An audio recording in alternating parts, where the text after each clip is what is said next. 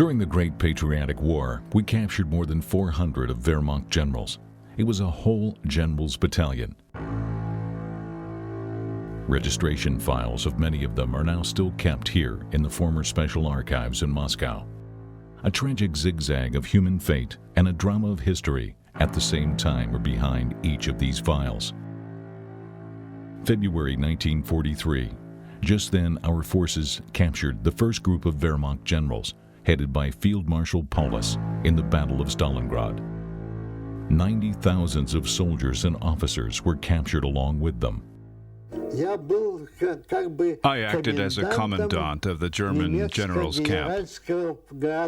Lev Alexandrovich Bezimenskaya, Doctor of Historical Sciences, Professor, Military Interpreter in the past.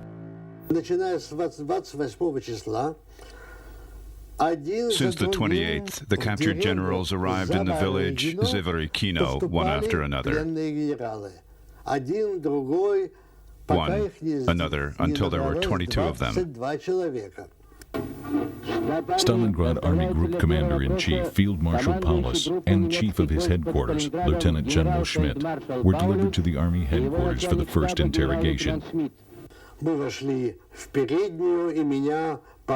entered the entrance room and Paulus asked me, "How will I understand who is there?" I explained that Artillery Colonel General, Artillery Marshal in after years, Voronov, and Army Group Commander-in-Chief Rokozovsky will be present there. Paulus, entering the room, greeted the Soviet generals with "Heil," evidently in the quite mechanical way. I grew cold for thinking, God, what will happen now? But nothing happened for Voronov, and Rokozovsky were probably strained much by unusual situation. Soviet generals were about to interrogate the German field marshal for the first time in life, so they did not notice his greeting. The conversation began. This conversation cannot be called as interrogation. Voronov was aimed to make Paulus to give a command to stop the resistance to those soldiers continuing it yet. The so-called North Boiler was still fighting. Paulus refused, saying, first of all, he is a prisoner and cannot give commands to his soldiers. Second, if he gives such command, they think he is acting under compulsion.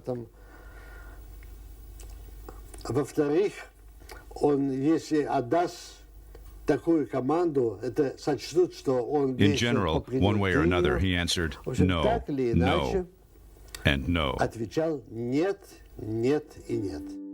Soon the captured generals were transported from Stalingrad to the hinterland in the environs of Moscow. They were temporarily located in the camp number 27, which was on the outskirts of Krasnogorsk. The huts for the prisoners of war were located there. Paulus's house was located somewhat higher, at the very Piedmont. Officer's hut was located nearby, lower a little. The huts of other prisoners of war stretched up to a lake. The generals arrived. Most of them were obvious enemies of the Soviet regime, Soviet Union. They were our open foes. Arkadia Anasimovich Krupenikov, candidate of Historical Sciences, director of German Anti-Fascist Memorial Museum, veteran of the Great Pacific War. It was not an easy task to work with them, for some of them remained completely devoted to the Führer. The generals did not stay at Krasnogorsk camp for a long time. In the spring of 1942, they were transferred to Suzdal and located in the cells of the former Spaso Yefimyevo monastery. This monastery was converted in the political prison, reported to be one of the gloomiest of those in Stalin's Gulag as long ago as the beginnings of the 1940s. By the time of the general's arrival, the former monastery had been already placed under the jurisdiction of the Central Administrative Board of Prisoners of War and Internees, or in abbreviated form, the CAB-PWI, which formed a part of the People's Commissariat of Internal Affairs.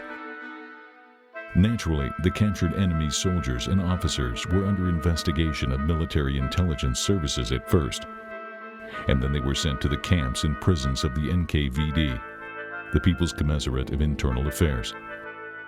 After Stalingrad, the number of prisoners of war increased greatly in our camps. Many of them, first of all soldiers, have already been tired of war and disposed to anti-fascism. Our political leadership considered that these prisoners of war in particular can influence their compatriots located at other sides of the front line and help us in the fulfillment of the propagandist war against Hitler. To realize it, the prisoners of war should have had their own anti-fascist organization, mass and capable of functioning enough through our own control in full. This organization, named National Committee Free Germany, was created at the Prisoners' War Conference, which took place at Krasnogorsk in July 1943.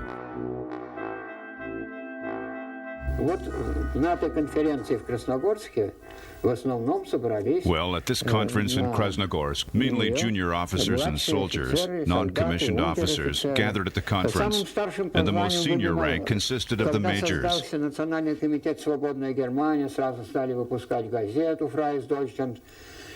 When the National Committee Free Germany was created and a newspaper, Free Deutschland, was started to issue, the German side and we realized the committee had not yet the sufficient influence on the German army and the population due to the fact that there are no generals and prominent persons in its staff. One should know the German people. They reckon with authorities of special kind, particularly in the military respect. And the general is a figure.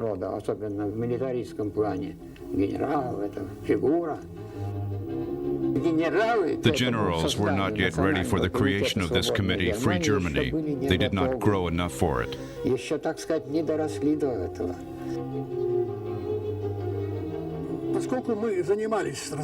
Insomuch as we were engaged in the demoralization of the enemy army to decrease our losses and facilitate the war progress and end, the captured should have played their part and be worth their salt. Yakov Samoilovich Dromkin, Doctor of Historical Sciences, professor, former political officer, veteran of the Great Patriotic War. The officers and generals should not have worked in accordance with the Geneva Covenants.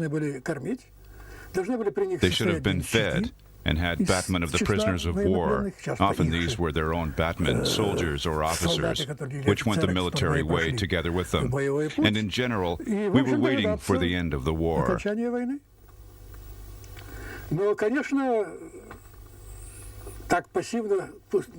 Certainly it was possible to allow them to eat our bread, which was so precious at that time for our own people.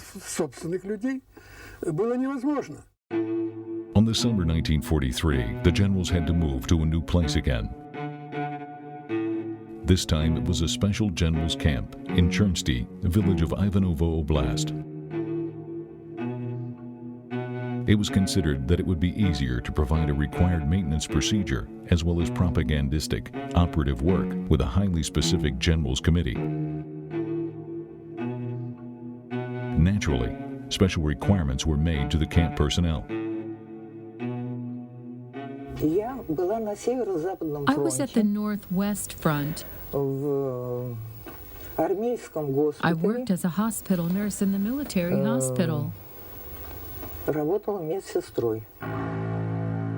Tatiana Vasilyevna Motova, veteran of the Great Patriotic War. My father worked at Northwest Front as well, in the Department of Sanitation. He was proposed to be a head of this camp sanitation department. He was asked whether his acquaintances had a sister knowing German.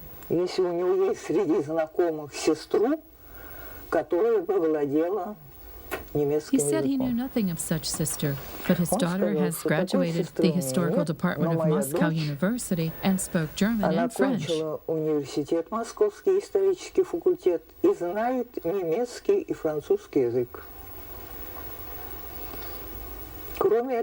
Furthermore, she has graduated the Obstetric and Doctor's Assistant Technical School. I was called in Moscow in the Department of Prisons of War and Internees.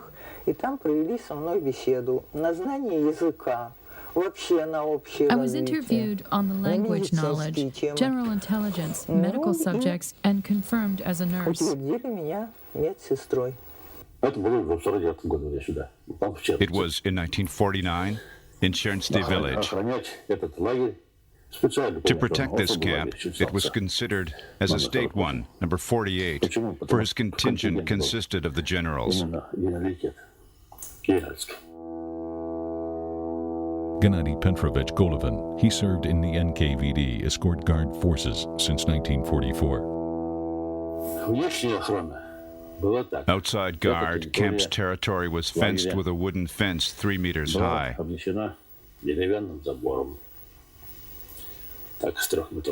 There was a strip beginning from the inside of this fence. It was called 4-zone, fenced with barbed wire. The same strip fenced with barbed wire was outside, the 4-zone as well. There was no attempt to escape.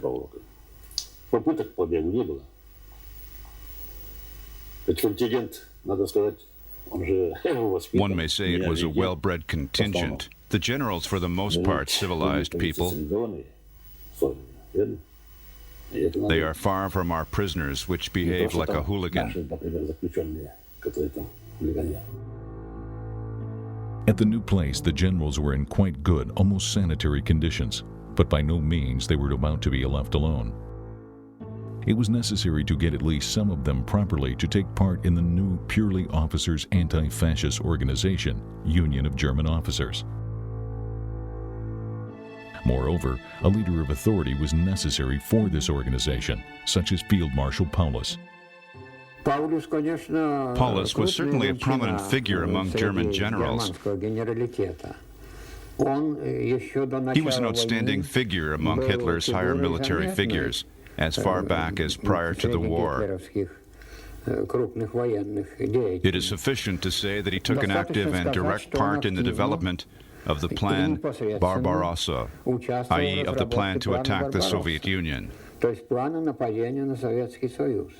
It says a great deal about him, and by no chance Paulus was in command of one of the strongest armies in the operation of 1942, i.e. in the attack of Volga. It was the 6th Army, so Paulus was a figure in this respect. But at the time, Paulus remained completely faithful to Hitler. Referring to oath and soldier's duty, he definitely refused from any cooperation with the enemy. His colleague by 6th Army, Artillery General Walter von Seydlitz, proved to be a much more realistic candidate for the role of the leader of the anti-fascist movement. Artillery General Walter von Seydlitz-Kurzbach was indeed an unusual figure in the history of anti-fascist movement. He deserves a special attention. He was born in 1888 in Hamburg, in a general's family, in the military environment, in other words. He chose a military career from the very childhood. He passed through all grades up to high rank. He distinguished himself greatly during the war with the Soviet Union.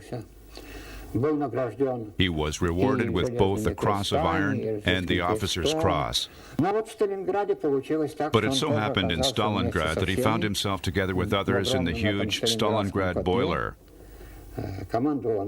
He was in command of the infantry corps there. He had to give himself up too on January 31st, 1943. But what characterizes Seydlitz, as a military man, he was at a proper level, but he did not perceive the Nazism as a dictatorship established in Germany.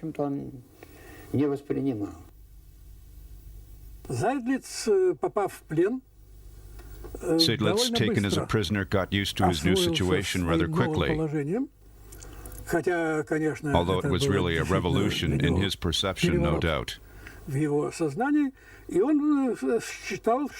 thought that he should take an active part in activities which could help to end the war with honor for Germany.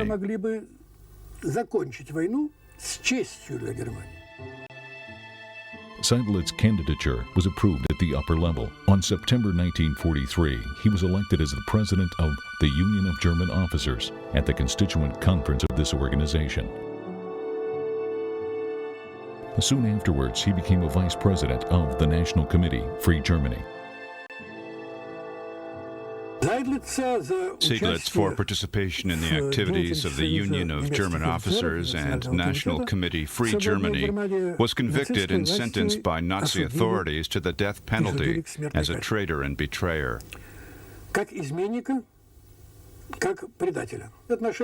Attitude towards Seidlitz was complicated among his friends and other prisoners of war, generals, colonels, etc. Some people supported his activities in full. Others continued to consider him as a traitor.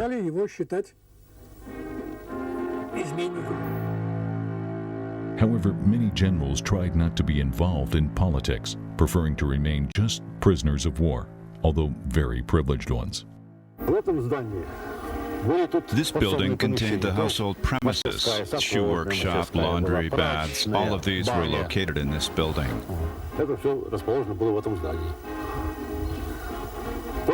Once there was a greenhouse on this side of the facade. One of the generals looked after it and grew fresh vegetables. This is here near this building, and that building is the residential facilities. By the way, Paulus lived in this building as well.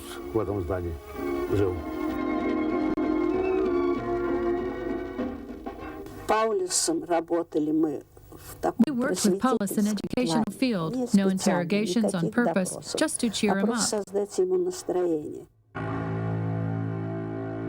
Marina Ivanovna Karina, NKVD operative during the Great Patriotic War. He had very good conditions, a large room. His adjutant retained a grand piano. Nobody was made such concessions. He had his own cook.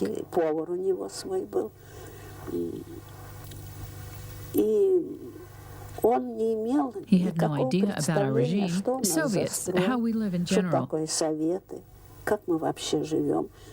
We had to present him even the political basic principles. He was a tall person up to 2 meters, about 1 meter and 94, 95. He was thin to an unbelievable extent. It is clear, of course, he lost 300,000 of his soldiers. One might say he lost everything in his life, but he behaved with great dignity, very great dignity. Once we managed to receive a letter from his wife to him. My friend who was working with me handed this letter over to him. Other men would touch the letter immediately to open and read it. He thanked with great calm and put the letter in his pocket. He was very self-possessed, great self-control.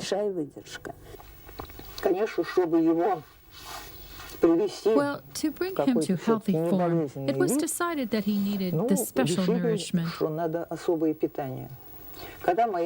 father proposed it to him and asked about his taste. He said, "I will eat the same food as my soldiers do." He had in mind not only soldiers, but the generals as well. There is an entrance on this side, the door, 2 windows. There was a bakery along the facade and a kitchen farther. Cooks were Italian and German. My father developed a menu in accordance with ration allowance. The bread was white and black. A bakery was our own. Meat was an obligatory part of a dinner. Certainly there were porridges, potatoes, all sorts of vegetables. Household plot was managed very well.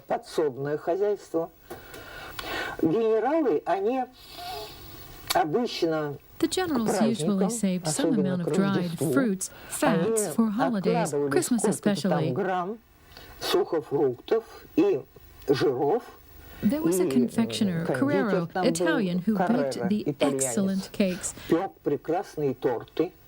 Питание очень The nourishment was very good. Neither me nor my children ate as the generals, at any case. Так, как питались генералы. The generals were fed better for different reasons. At first, due to respect to the likes in our leaders. At second, this was a common practice. The same in all the Union Army. Of course, they were maintained in the hope that they would play their part in the course of the war. And some people thought that after the war it would be better to have not enemies, but perhaps allies. Sure, good nourishment was sometimes in those conditions, much more efficient than those skilled propaganda. It was no wonder that the activists of the anti-fascist movement were often accused of selling Bolsheviks for the supplementary rations. However, these accusations were groundless completely. Seidlitz and his colleagues from the Union of German Officers worked, as they say, with total dedication. They did it by no means for their sake of their daily bread.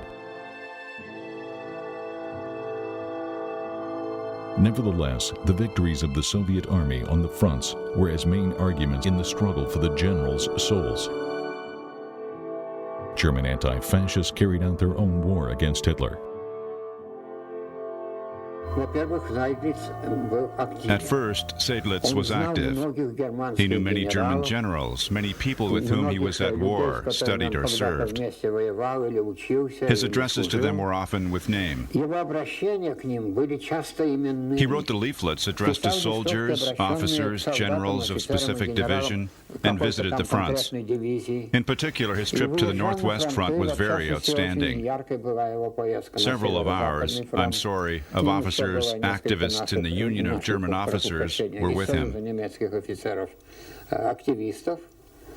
They issued the leaflets there and dropped them from airplanes by means of mortars and guns, special propaganda shells. The shell with the leaflets flew and blew up above the enemy's positions, and the leaflets flew instead of splinters. They went to the front line directly and urged to surrender by radio. They used other methods as well.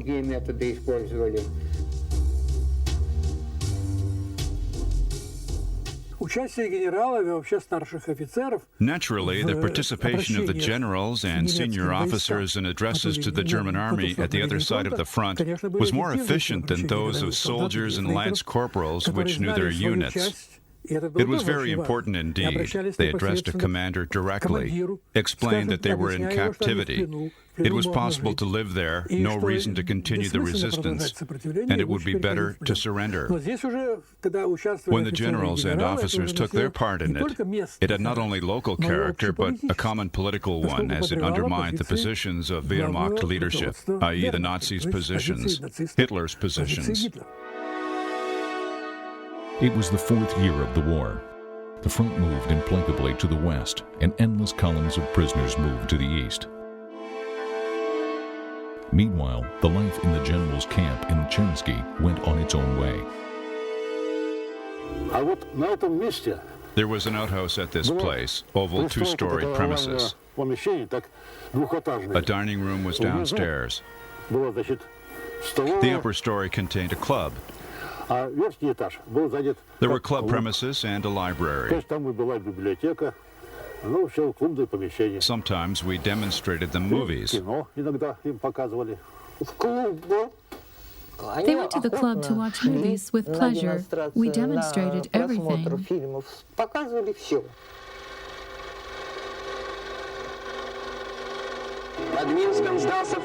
In the environs of Minsk, Major General Clement, a commander of the 260th Infantry Division, gave himself up to our forces.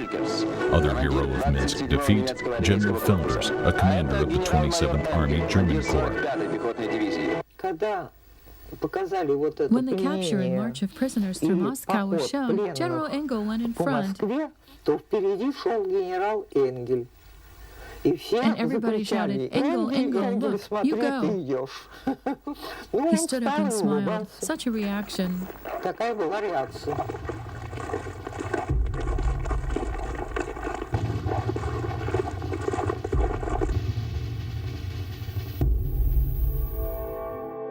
the summer of 1944, in the course of Bagration operation, our army crushed a large enemy's force in the Belarus and captured thousands of soldiers and officers, including tens of generals.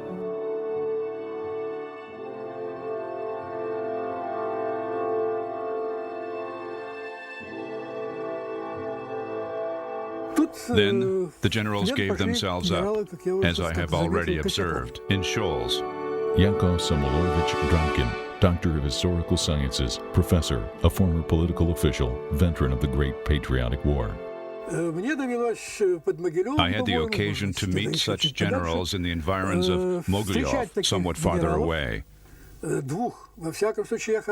remember two of them quite well. I was an instructor in charge of literature on this work in the Army Squad of the 11th Army. General Müller, Vinces Müller. This general, after the short conversation and explanation that his situation is hopeless and a request to save his soldiers, agreed to write an address and even an order to his army about weapons and people's surrender. Now the way of the generals was to the village of Chernsky of Ivanovsky district in Camp Number 48, where their colleagues from the 6th Army of the Wehrmacht were camped for more than a year, headed by Field Marshal Paulus. How did I speak with Paulus? I spoke with him in French. Tatiana Vasilyevna Motova, a former nurse of the Camp 48.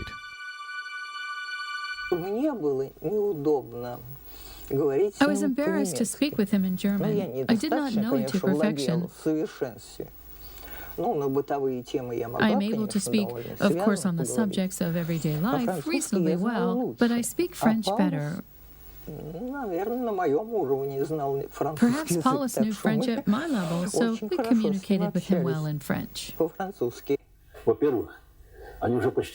To start with, almost all of them could already speak Russian. Gennady Petrovich Golovin, he served in the NKVD escort guard forces since 1944. Some of them were so stubborn that they did not want to learn Russian, but they understood Russian well for the most part.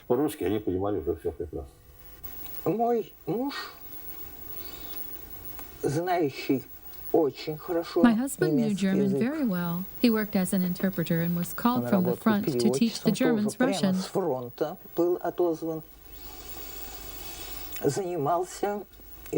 Now I can say that my husband was not only an interpreter, but operative as well. Operative work was not arranged as a special function. Operative service, special personnel which fulfilled its duties on a daily basis. In other words, those wanted were invited in the headquarters for conversation. But a subject of conversation, it is their business. Once intelligence service reported that one of the generals kept the potassium cyanide in this ring. It was decided to seize his ring. He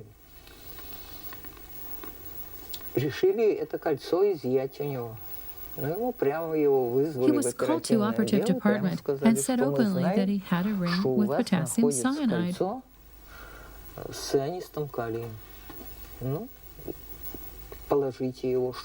Give it to avoid the troubles. He brought this ring. It had a closing sealing part, and when it was opened, the potassium cyanide was really there.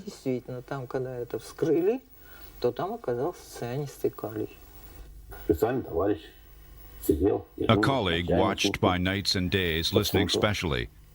But after all, the equipment was not perfect at that time. Now, of course, but at that time. But units were all the same. It is no secret. They knew it as well.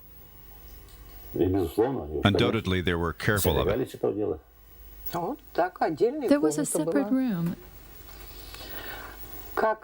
Usually 3 officers came who looked after this wiring.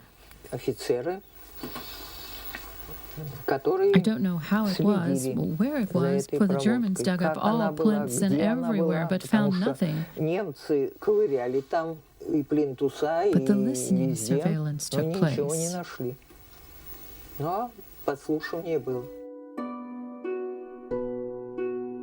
Work with Paulus required from the operatives a special non-standard approach. In the summer of 1944, the field marshal was removed from the general camp to one of the special NKVD villas situated near Moscow.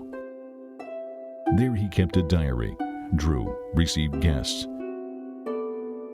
They created maximum comfort for him. Meanwhile, they did not leave attempts to persuade him of participation in the anti-fascist movement. At last, Paulus said yes after long-term doubts and reflections.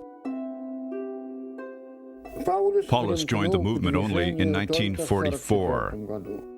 Arkady Anasimovich Kupinikov, candidate of Historical Sciences, director of German Anti-Fascist Memorial Museum, veteran of the Great Patriotic War. In my opinion, he was influenced with three factors along with our propaganda, work with the generals, etc. Defeat of Group Center by the Soviet Army in the summer of 1944 in Belarus. Defeat of Group Center by Soviet Army in summer of 1944 in Belarus. Then the landing of the Union forces on July 6, 1944, and the fact of attempt at Hitler. In other words, the internal position of the generals, Colonel Stauffenberg. These three factors influenced upon him undoubtedly, along with this fact that he was imbued gradually with the sensation that it is necessary to dethrone Nazism, end the war until the old border was not reached. After all, an idea was in the following. You know our Soviet propaganda and that of the National Committee Union of German Officers had their specifics and differences. We agitated for complete defeat of Nazism, liberation of German people from the fascism yoke, etc. But they agitated to get out of the war in order not to give completely, frankly speaking, to defeat Germany, so as to army was left, at least small, to stop the war at old borders. The Soviet army was heavily approaching the Reich borders, and Sedlitz came to the conclusion that it was time to switch from the propaganda to other more resolute activities. He proposed to form quickly German units of the prisoners of war and send them to the front to fight against Hitler.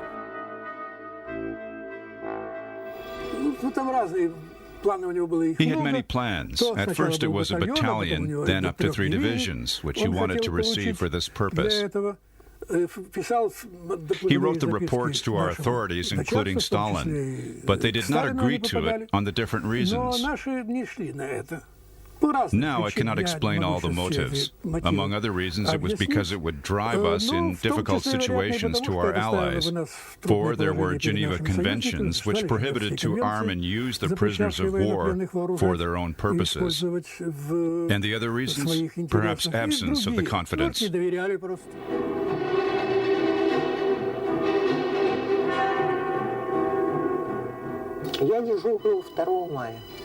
I was on duty on May 2nd. Telephonist on duty at Cherncy post office called me. I heard her words. Tanya, Berlin is captured. I called by phone to the commandant of the camp and said, Vladimir Stepanovich, Berlin is captured. It was announced by radio. I was informed by Cherncy post office. Will you come to inform the generals? He says, I think it would be better if you tell them. You are a woman and frontline soldier. Go and tell them that Berlin was captured. I went. I said, Messrs. Generals, Berlin is captured. They made a fuss. Went in other rooms. Berlin взят. I went to the medical unit. It was a coincidence that I was on duty from 8th to 9th. Do you see? This telephonist called me again. на 9-е, понимаете?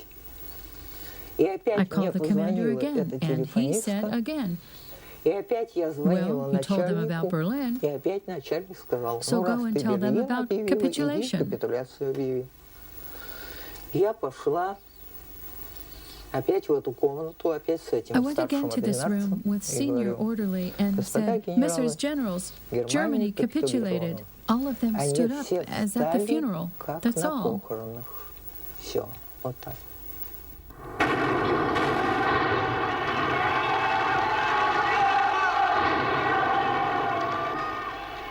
Когда война закончилась и она почти сразу When the war переросла, was как ended, вы you знаете, know, it в developed into the войну Cold War almost immediately. Our relations наши with the отношения с Allies союзниками intensified. обострились, то генералы, которые The generals оставались and a large у нас amount of в плену, и officers in our офицеров большое captivity количество, served as a это был sort тоже of political своего trump рода card in our политический relations козырь with New Germany, в наших отношениях и с Новой Германией, both with или two с двумя created German states and our формировавшимися allies. германскими государствами и с нашими союзниками. On July 1945, a conference of states, winners, was opened in Potsdam, the suburb of Berlin. Among other questions on post-war arrangement of Europe, the fast repatriation of prisoners of war was discussed there as well. Following the Potsdam decisions, the USSR government began to gradually release the German prisoners home. They were soldiers and junior officers for the most part. However, it was not done without the great politics. Those who were ready to go in the Soviet zone of occupation, territory of the German Democratic Republic, were released first of all. The intention to return to West Germany could be worthy of some additional years in the Soviet camps for a prisoner. As to generals, all of them, with rare exception, were remaining in captivity. However, their regular life experienced important changes.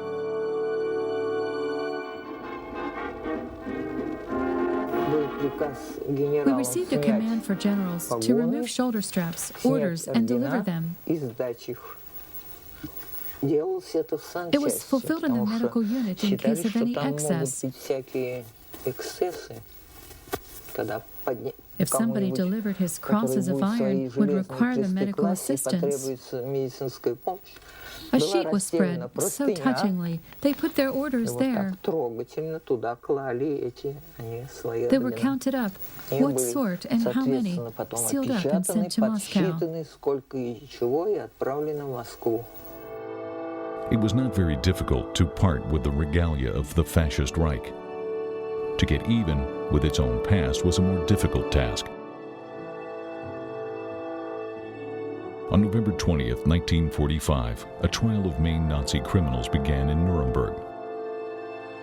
The highest ranks of German army appeared before an international tribunal as well. On a twist of fate, the former colleague, Field Marshal Friedrich Paulus, called to give evidence by the Soviet Party, should testify against them.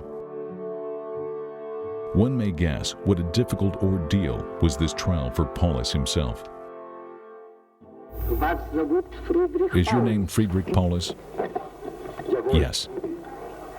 Were you born in 1890?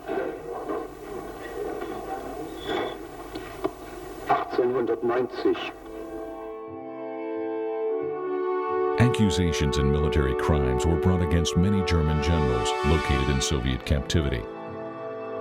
In most cases, they had standard sentences, 25 years of imprisonment. It was remarkable that the same accusations, unsubstantiated absolutely, were brought against Walter von Seyditz, a leader of the Union of German Officers, disbanded by this.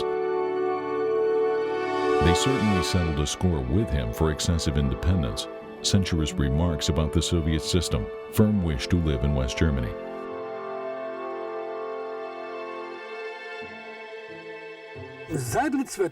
In these conditions, Seydlitz was in the most unfavorable state.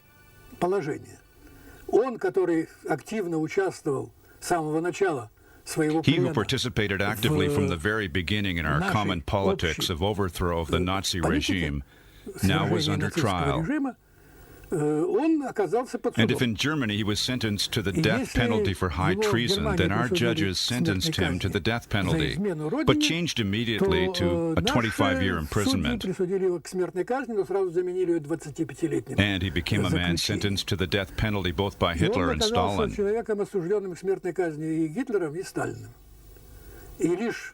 Only recently, the retrial of his case and complete political rehabilitation achieved the success.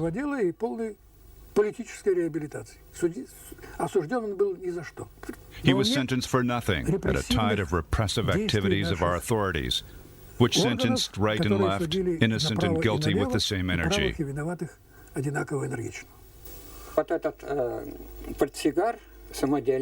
This self-made cigarette case belonged to Walter von Seydlitz. He was imprisoned in a Soviet prison. He was in Butyrskaya prison. Being there, he made this cigarette case.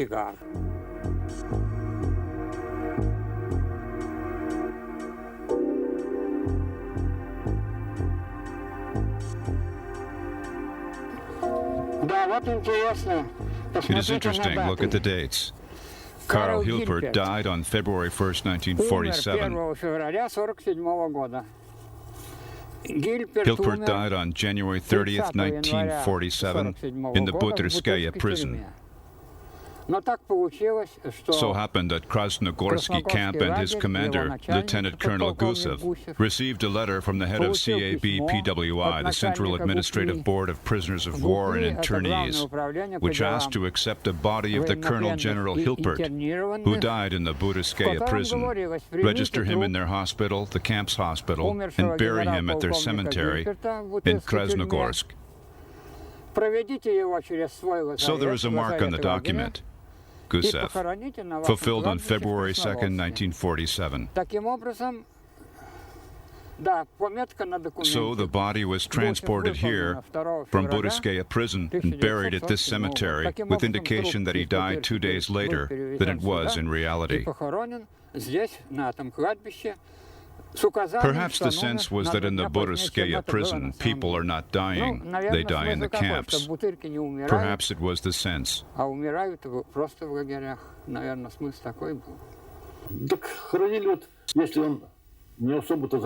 The funeral was modest if the deceased was not a very prominent one. Group of workers on a horse made a coffin and buried without fuss. Only one of them had a funeral procession.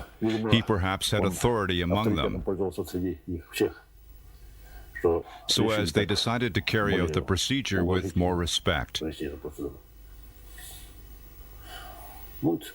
They made a request to the commander of the camp. He gave permission. I provided for guard, only in a private way. Ambush at the cemetery. The soldiers were notified to take no liberties. They promised that everything would be okay. Perhaps more than 100 of attending people were there. The procession was going after the coffin through the entire cemetery.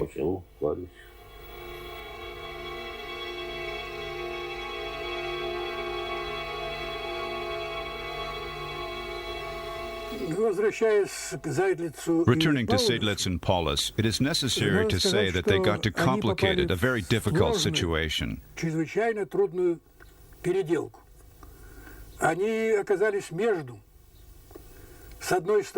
They got between, on the one hand, their old ideas about German duty and criminal activities of the Führer and Nazi clique, which they admitted, were forced to admit, and admitted in the captivity only, not at large, and the way the history developed.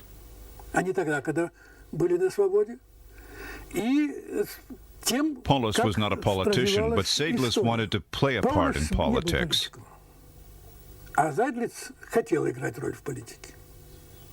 Perhaps this is the most significant difference. That is why their fates were not the same.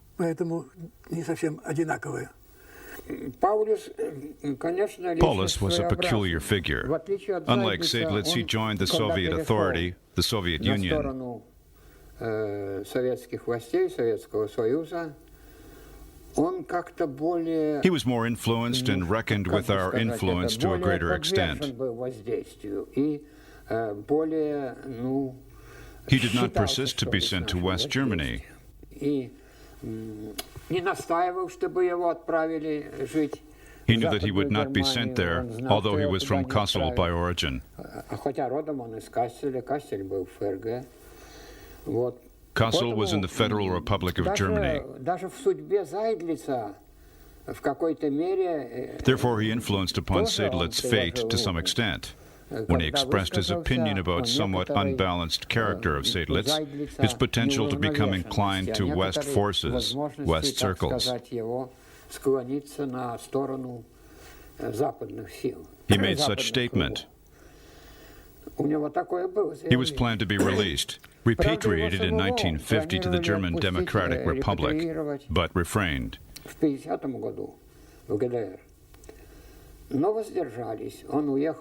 He went to Germany at the territory of the German Democratic Republic only in 1953. His last position in the service record, he worked as a consultant in Dresden at Military Academy of the German Democratic Republic. In September 1955, the Chancellor of the Federal Republic of Germany, Konrad Adenauer, arrived with his first official visit to Moscow. The diplomatic relations were established between the USSR and the FRG at last. In the course of difficult talks, Adenauer managed to obtain an agreement of Soviet leaders to repatriate all of the German prisoners of war located in the USSR territory, including those sentenced by Soviet trials for war crimes and imprisoned for different times in prisons and camps.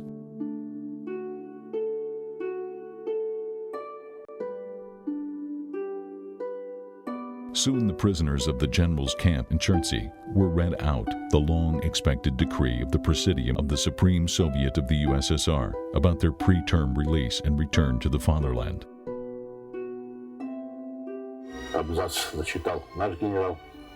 The paragraph was read by our general, the German translated into German.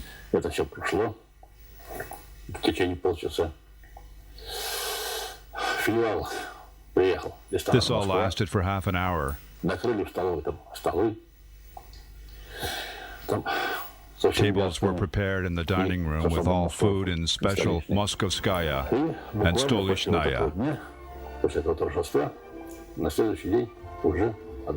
Next day after the celebrations, one group was sent, 30 men.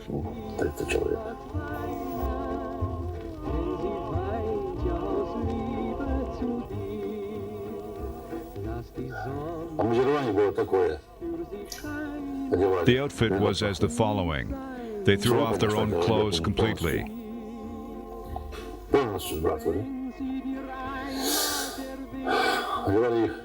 They were provided with warm balbriggan, shirt, suit of first rate, naturally.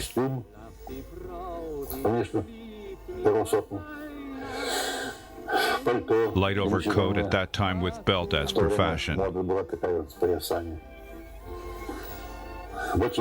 Box calf boots, felt hat.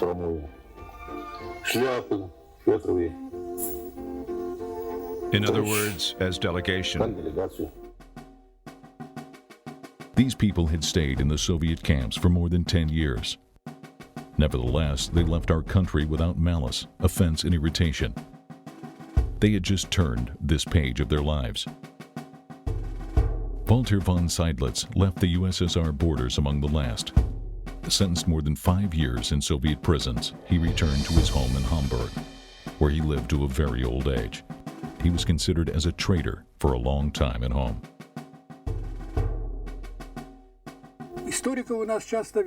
Historians are often accused of revising their opinions.